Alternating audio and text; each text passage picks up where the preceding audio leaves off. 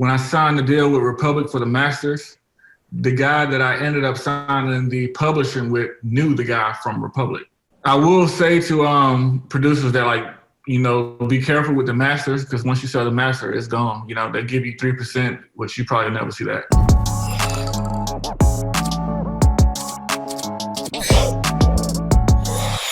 It's just crazy because I know the backstory behind that, and maybe some people in here don't necessarily know, but I'm sure they've heard about the 10 Toes Challenge. How did that start and become? I know you probably told this story a million times, but just quickly, how did that start, and how did that become such a viral sensation?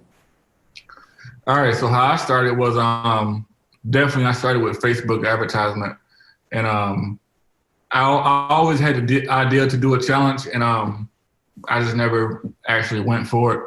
And then there was, I know I was telling my wife that there was a challenge that came out with, I think Futuristic and some other producer. And I remember when it came out, like I was like, damn, they took my idea, you know? And there was a lot of things that I seen that they did wrong, which first thing they did wrong was charge for the beat, you know? No one wants to buy a beat to do a challenge. So, off rip, I just kind of put it out there and made it free for everyone to, you know, partake in it, and started with Facebook ads, and it kind of just went viral.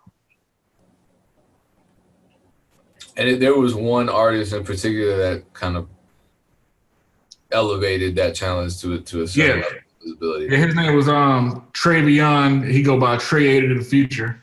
He made a rap to it called Praying for Help. And when he did that, I reached out to him and asked him to hashtag 10 Toes Challenge. And he did that. And I'm sure that had a major part with it as well, because it got posted like by all the major pages. So I'm sure they had a major part in it as well. The other thing, and this was part of yesterday's conversation too, there were so many challenges that we've seen over the last few years. You know, the ice bucket challenge, the light yourself on fire like a damn challenge, the you know, destroy something at the Walmart like a damn fool. Yeah. And a lot of it was just silly, lighthearted, if not illegal. Whereas the 10 Toes Challenge was a challenge for people, not just rappers, because this gentleman who works for the school district actually participated in it for a school talent show when he was working at a school. That's how important it was, because he knew that was something that would resonate with the kids. That challenge encouraged you to share something deeply personal, right? You know, something that you overcame, and people were really getting honest on this challenge. Right. We haven't really seen a challenge that's been that, for lack of a better word, deep. Right. In a long time. So that was kind of a risk on your part. Yeah. Well, so, that was also key as well. It's like the deep, you know what I'm saying, factor. You know, like a lot of rap challenges that you may see would be like more of like a hip hop Wayne type challenges for artists to spit 16 bars, you know, the typical. But it was just like, you know, gave artists a platform to kind of tell their story. And that's what pretty much separated it. And I pretty much have, I think yesterday even, or the day before, I even saw somebody posting a new 10 Toes Challenge. So people are still participating, right, to this day? Oh yeah, that's one. That beat is still my highest viewed beat today. And, you know, I have some beats that are getting viewed pretty high, and it's still the highest one today. So this is a great segue, and you're a great example of a producer to really explain ownership of a track, because when we spoke before, I found out that you not only sold the master rights, but you also sold the composition rights to a publishing company for that 10 Toes beat. Number one, the fact that you sold an instrumental that was intended to be recorded to two major companies, I don't think has been done before. I've never heard of it being done. You know, either you're selling a beat to a label because they have an artist that's recording to it, or you're selling a song. This was a beat that the labels knew they could exploit because it was viral. Right. That really shows you how much the industry has changed relative to the internet and viral success and social media. But a lot of people might be confused to learn that, or a lot of people might be surprised to learn that you were able to sell the rights to that song twice. But it wasn't that you did it twice, it's that, and it's something that we've been talking about ongoing, it's such an important conversation. There are two different types of ownership to a song, and your situation exemplifies that. Can you explain how you were able to sell and negotiate two completely separate rights transfers to two major labels? All right. Well, actually, when I signed the deal with Republic for the masters, the guy that I ended up signing the publishing with knew the guy from Republic, so it kind of went hand in hand.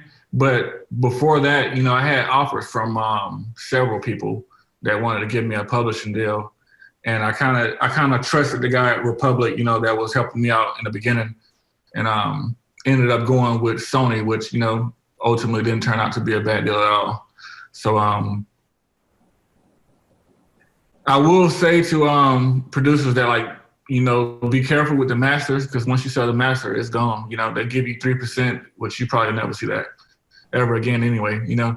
But with the publishing, you know, even when you sell the publishing, you're still getting paid from the publishing. Like, I didn't sell all of my publishing. They take like 25% of certain rights. You know, they only take 50% of performance rights. But I still see a lot of money from the publishing.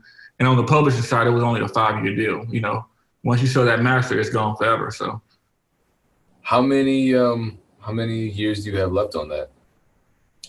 Should be 3 years. 3 years left?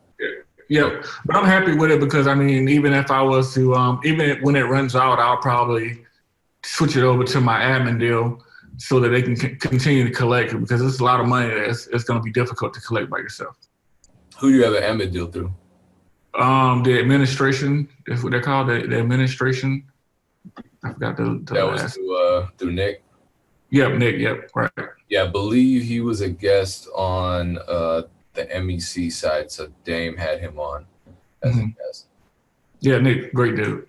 And I just want to remind everybody, because people are mostly producers in here, and they're wondering often about ownership and how to exploit the ownership of their recording. So chime in, raise a hand, we can patch you in, post a question, whatever questions you have, because this conversation really, it's not the most straightforward, because we're at the crossroads of types of ownership, of transferring rights, of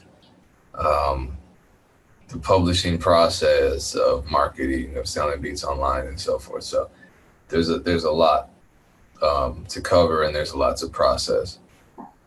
I just think it's crazy that you were able to do that. So with the master, explain what, right? Because a lot of producers are resistant to the whole selling of masters. And the beautiful thing about licensing beats online on a non-exclusive basis, even on an exclusive basis, if you're doing it independently, you don't have to give away your master rights. Like if you're selling on BeatStars or one of these sites, similar to BeatStars, you don't have, it's not standard to give away your master rights. When you sell a track to a major label, even if you're licensing it, you're still giving them your masters in 99.9% of all situations. I have a deal with Capitol where I get my masters back after a certain amount of time, but they still own them for a certain amount of time because they know they can exploit them to make money within that period. And that's what they want.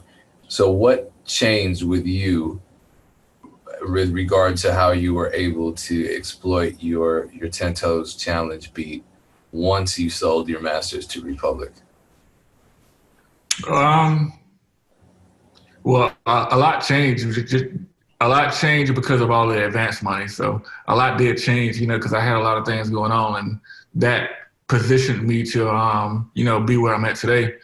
So a lot changed at that time, but it's a give and take. I mean, I feel like I lost a little, when I gave that master up, but putting it into the hands where it could be monetized and in all the places that I needed it to be, which I wasn't going to do. I was going to miss a lot of money, and catching that publishing money, the publishing has been a real blessing, and I feel like everything worked out the way it should have. So when we spoke, and this is another big topic that a lot of producers or just artists in general have apprehensions about. When we talked, you were in a IT career, Right. and I asked you, I said, you're seeing a lot of success, Mm-hmm. especially with the 10 Toes Challenge, but just in general, when you upload a beat, that's your livelihood, and Right. a fair amount of money coming in. I asked if you would ever be willing to quit your job doing IT and step into the full-time music world, and you said no. And then I think 3 or 4 months later, I see you tweet out, "I'm done with my job. I'm doing music full-time right now." Yeah, no, yeah, I was gone. So I was like, I'll be damned. I got to talk to him about that. And a lot of producers in this session right now Mm-hmm. are kind of on that similar path where they're not sure which way to go, when is the right time, that kind of thing. And luckily for you, you had income coming in, so you had some good signs that this was the right path. I had my sign was going gold, so I'm like, yeah, I should probably pursue this. Right. So we have these signs, but what changed for you when you actually quit the job and the reality set in that music was all you had left to generate an income for yourself? I mean, it was time. I mean, I was getting more than enough, to take care of my family, and really, I was comfortable at my job. I mean, it was good, but we had some changes at work, which I basically worked for an IT company, which we worked for a newspaper company, and I was the person that was there on site, working for the IT company. But basically, these two companies, they broke up, and the new company wanted me to come over, and it was just too much, and I just rather walk away. And at the time, it seemed like a great thing, but I would tell any producer, just make sure you're prepared, because real life's gonna come as soon as you quit that job. You got to take care of that medical insurance, and it's a lot of things that's gonna be real. But I mean, I'm 30 years old, so I've been preparing for a long time. So when you said you've been preparing for a long time, what have you been doing? Like, you're aware of your budget, you're looking at expenses. So you actually did, excuse the term, you did some kind of nerd shit, which is something that a lot of us don't think about. I'm openly nerdy, so I'm on board with it. But then I'm also super cheap and scared to death of going broke. So me as well. 2 years ago, when 10 Toes blew up, me and my wife had the conversation of, should I quit my job? And this went on for 2 years of, I'm going to keep working. So and it became to a point where I don't need to work. But I'm not just giving up on IT. I'm not going to go back to do IT, but I mean, I have like 5 IT certifications. So I will be renewing all of those this year, so if anything ever happens, I need to get a job.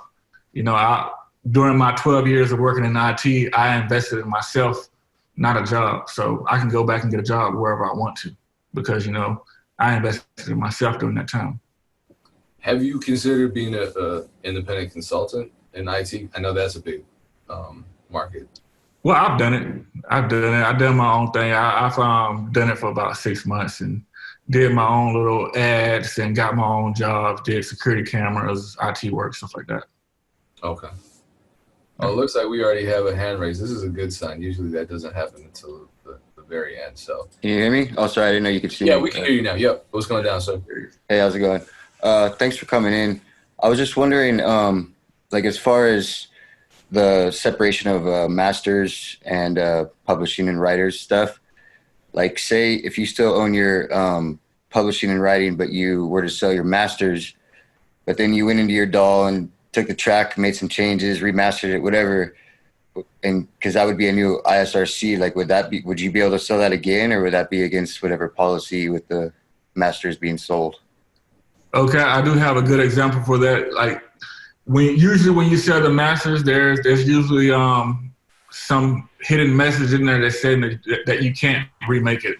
And I actually did remake 10 Toes and made a 10 Toes 2. And, you know, I uploaded it and got by for a while, but, you know, eventually, matter of fact, I think it's still on my channel, but Universal monetized that as well. Okay. Yeah. So thank you. Yeah, can't do that. Yeah, good question. Let me share my screen just so that we have a real world example in our face of what Bubba was talking about earlier with the first question that he was asked. So this is a part of a Def Jam DCP contract, and you can see the personnel, which is me, will not produce or otherwise render services in connection with a recording embodying any musical composition embodied in any master for any individual or entity other than us for a period of 5 years. So, however, I forget what year this was, but I might be able to do it now. I might actually be able to go back and rework this beat and then resell it because it's past the 5-year window. For some reason, labels like a 5-year window. You know, like they'll get your masters back in 5 years or 6 years. It's kind of like that range. 4 to 6, I don't know why, but you know, if your question wasn't already answered, now it's really answered, and this is the language that they'll use again and again. I've seen this maybe not this language verbatim, but something really, really similar in a bunch of other agreements that I've signed with labels when I sell a beat.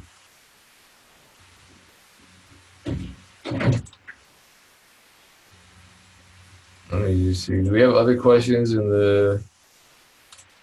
Is this a new hand raised or is this an old hand raised? Let me see.